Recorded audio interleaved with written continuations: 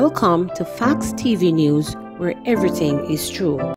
Chanel Mir to give up dancehall for Christianity. A day after collapsing from exhaustion, dancehall artist Chanel Mir says she's looking to step away from the secular world as she seeks a more spiritual path. In an Instagram live on Sunday night, the singer alluded to walking away from the dancehall industry. "I will never find happiness and peace in this world until I turn my life over fully to God," she said during the session, pausing to catch her breath as she held back tears. Over the weekend, the entertainer revealed that she was having issues with her manager. She expressed that at the time she got involved into the business relationship, she revealed all the challenges she was facing in the industry and declared she felt they were drawing her closer to God. "Me say to him, say, no bother feel say, me go this, I'm just feel no way about it, because guess what? All that we face now is a move me closer to God," she said. "Me have a calling for my life and God a knock on my door and never a answer," she continued. "I will never find peace and I will never be happy if me not start to do the duty what God set me up for." Mir then went on to state that she's prepared to give up everything for a change. The Bible says, "What does it profit a man to gain the whole world and lose his soul?" "I'm gonna stop with this dancehall and I'm gonna step out and go back to my God. And this time me I make a vow say, you see me top? Nothing can bring me back. Nothing can bring me back," she said. "You see me mental health and my spirituality, and that alone matter to me. Me no business about money. This world no deserve me."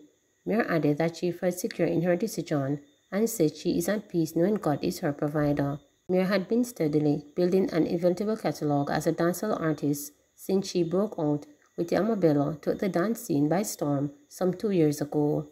Since then, the entertainer has secured several hits including collaborations with Vybz Kartel, Dengue and Govana. "I will never find peace and happiness until I turn my life over back to God."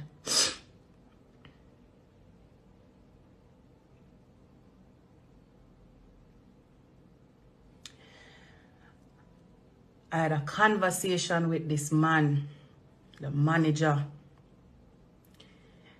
I had a conversation with this manager when me I go through my problem them in this business with them. And I said to the man, plus Cara was on the phone. Cara, who is my road manager at the moment, she was on the phone and I've been dealing with a lot. And I said to the man, you see, all of them have problem I want me to feel right now. I said to him, say, nobody feel, say, me I go through this and me feel no way. Because guess what? All of what me I face now, it have moved me closer to God. Me say, oh no feel, say the problem them what me I face. Me feel no way about it. Me say, me no feel no way. Because guess what, no man? Me have a calling for my life. Me have a calling for my life and God a knock on my door and me need the answer. Me never did the answer and me say to myself, say, I will never find peace and I will never be happy if me not start do my duty what God have set for me. Update on 4-year-old girl perishes in St. Mary house fire, her mother hospitalized. 4-year-old girl is dead and her mother hospitalized with severe burns following an arson attack at their home in Deanspen, St. Mary on October 18. Reports were that about 4 a.m. the girl and her mother were asleep at home when the mother reportedly felt a liquid substance being thrown on her, then felt the heat of the fire. Upon seeing the board and concrete structure engulfed in flames, the mother managed to run to safety. The fire department was called and following the cooling down operation, the charred remains of the child were found. The injured mother was taken to hospital and admitted in serious condition. Acting head of the St. Mary Police Division, Senior Superintendent Kevin Francis, said other family members have also been hospitalized. He also added that someone has been taken into custody. Subsequently, the St. Mary Police have visited with the family and have offered grief counseling, and we intend to ensure that the community relations team continue to provide support during this difficult time. Other family members are currently in the Port Maria Hospital recovering. We do wish them well, and we'll continue to ask our community relations team to provide that level of support for the family. An operational response was carried out in the Highgate police area, where one person has been taken into custody relative to this incident.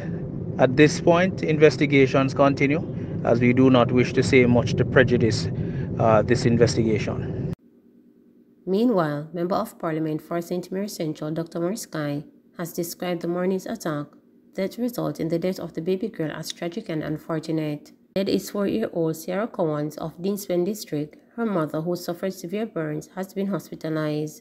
The MP visited the area and spoke with the child's father, who resides elsewhere.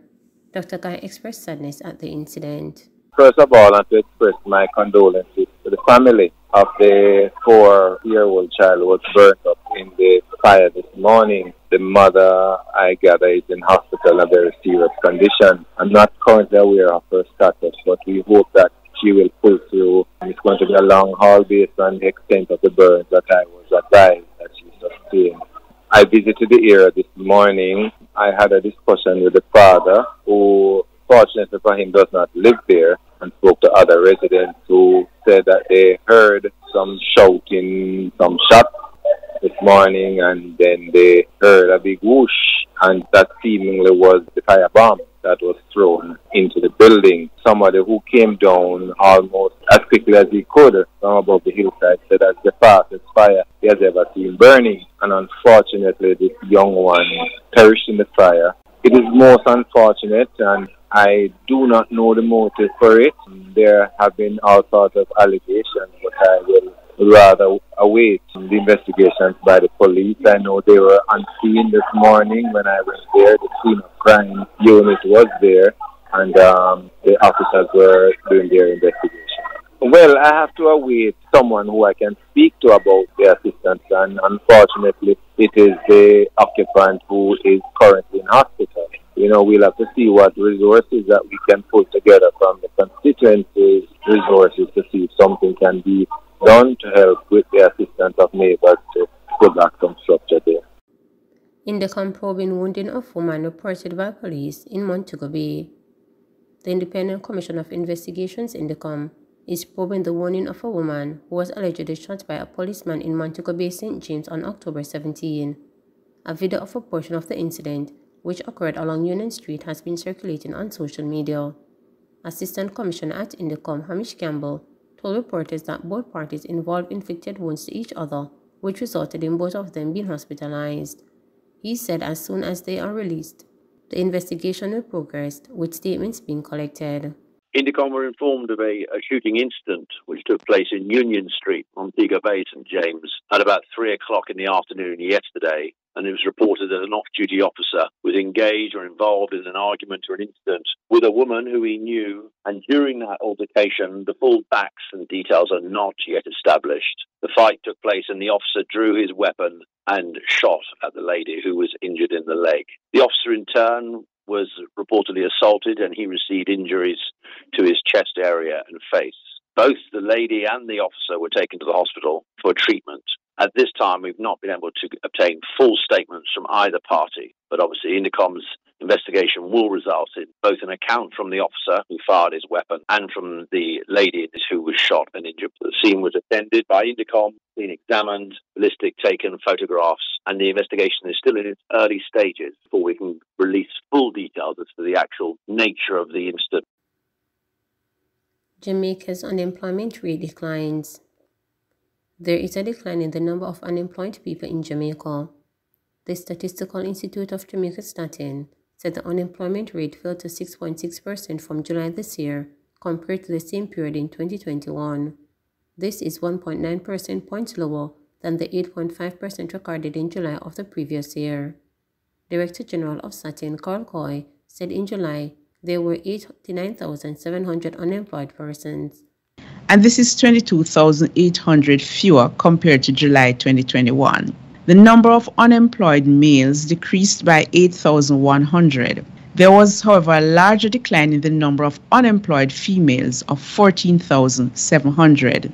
The male unemployment rate was 5.2%, representing a 1.1 percentage point decline. For females, the unemployment rate was 8.2%, This represents a 2.8 percentage points decline compared to July 2021.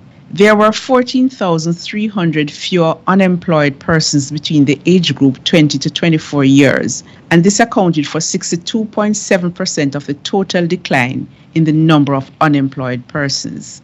The youth unemployment rate was 16.7% compared to 23.9% in July 2021.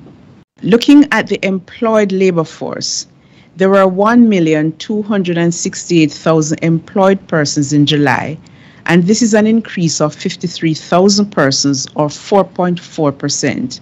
Females accounted for the larger proportion of the increase in employment, 79.2% or 42,200. There were 579,500 employed females in July, compared to 537,500 in the similar quarter of 2021. Males, on the other hand, increased by 11,000 to 688,500. Please remember to subscribe, like, share, and click the notification bell.